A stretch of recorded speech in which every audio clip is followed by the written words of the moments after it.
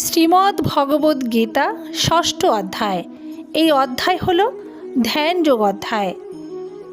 ওম নমঃ ভগবতে বাসুদেবায়। ওম তৎসৎ। বন্ধুরা, এই পর্বে আলোচনা করছি শ্রীমদ্ ভগবদ্ গীতার ষষ্ঠ অধ্যায়ের ৩৮তম শ্লোকে কি বলা হয়েছে। আগের পর্বে ৩৭তম শ্লোকে অর্জুন জানতে চেয়েছিলেন যোগভ্রষ্ট সাধকের মরণের পর কোন প্রকার গতি হয়। এই ৩৮তম শ্লোকে অর্জুন আর একটু বিশ্লেষণে জানতে চেয়েছেন।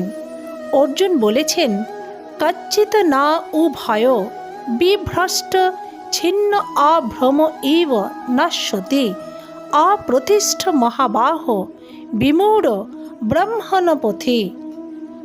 এই শ্লোকের অর্থ হল, হে মহাবাহ কৃষ্ণ, সংসার আশ্রয় বর্জিত এবং পরম আত্মপ্রাপ্তির পথে মোহগ্রস্ত অর্থাৎ বিচ্যুত এরূপ উভয় পথে ভ্রষ্ট সাধক কি ছিন্ন বিচ্ছিন্ন মেঘরাশির ন্যায় নষ্ট হয়ে যান না? অর্জুন একটু খোলাখুলিভাবেই এখানে অবতারণা করেছেন। দেখা যায় বিশাল মেঘরাশিকে ছেড়ে এক টুকরো মেঘ সামনের অপর মেঘের সাথে মিলিত হওয়ার জন্য ছুটে যায়, অথচ সামনের মেঘের সাথে মিলিত হবার আগেই ওই মেঘরাশি বৃষ্টি হয়ে ঝরে পড়ে, ফলে ওই ছিন্ন মেঘখণ্ডটি পথেই বিনষ্ট হয়ে যায়। অনুরূপভাবে যিনি স্বেচ্ছায় এবং জেনে শুনেই সংসারের মায়াবন্ধন ত্যাগ করে মোক্ষ মার্গে এসেছেন, অথচ মোক্ষ লাভ করতে পারেননি, সেই সাধকের অবস্থাও কি ওই ছিন্ন মেঘের মতোই হবে? তিনি কি বিনষ্ট হয়ে যাবেন? তার কি গতি হবে?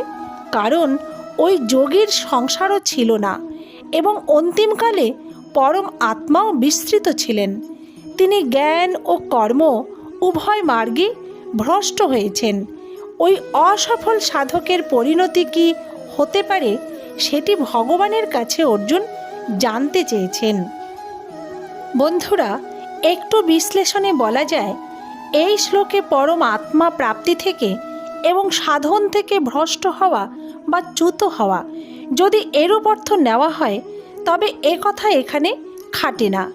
মেঘের একটি খণ্ড মেঘরাশিকে ছেড়ে অন্য মেঘরাশির দিকে যায়, কিন্তু সেই মেঘরাশিতে পৌঁছাবার আগেই সেটি বায়ুর আঘাতে ছিন্ন বিচ্ছিন্ন হয়ে যায়।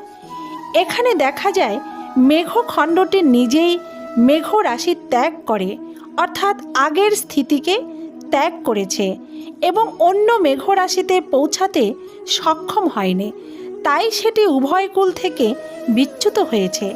কিন্তু সাধক তো এখনও পরমাত্মাকে লাভই করেননি, তবে আর তার পরমাত্মা প্রাপ্তি থেকে ভ্রষ্ট হওয়া বলা কী করে সম্ভব?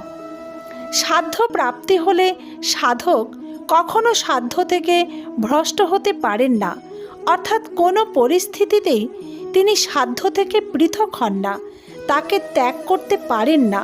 সুতরাং তাকে সাধ্য থেকে ভ্রষ্ট বলা যায় না। তবে অন্তিমকালে স্থিতি না থাকায়, পরম আত্মার কথা স্মরণ না থাকায় তাকে সাধন ভ্রষ্ট বলা যেতে পারে, কিন্তু উভয় ভ্রষ্ট বলা যায় না। যে ব্যক্তি সাংসারিক আশ্রয় জেনে শুনে নিজেই ত্যাগ করে পরম আত্মা প্রাপ্তির জন্য চেষ্টা করেন, কিন্তু অন্তিমকালে কোনো কারণবশত পরমাত্মাকে বিস্মরণ হয়ে সাধনায় বিচলিত হয়েছেন, এইভাবে সংসার এবং সাধন উভয়েতেই তার স্থিতি না থাকায় তাকেই উভয়ভ্রষ্ট বলা হয়। অর্জুনও ৩৭তম শ্লোকে জগৎ চলিত মানস বলেছেন এবং এই ৩৮তম শ্লোকে অপ্রতিষ্ঠ বিমূঢ় ব্রহ্মণপথি এবং ছিন্ন ভ্রমী ইব বলেছেন। এর অর্থ হল, সেই ব্যক্তি সংসার ত্যাগ করেছেন এবং পরম আত্মা প্রাপ্তির সাধনেও বিচলিত হয়েছেন, মোহগ্রস্ত হয়েছেন। ধন্যবাদ বন্ধুরা, এখানেই ৩৮তম শ্লোকের ব্যাখ্যা বা বর্ণনা সমাপ্ত। ভালো থাকবেন, সুস্থ থাকবেন। আমার চ্যানেলটিকে সাবস্ক্রাইব করে আমার পাশে থাকবেন। লাইক, কমেন্ট ও শেয়ার করতে ভুলবেন না যেন। জয় শ্রীকৃষ্ণ।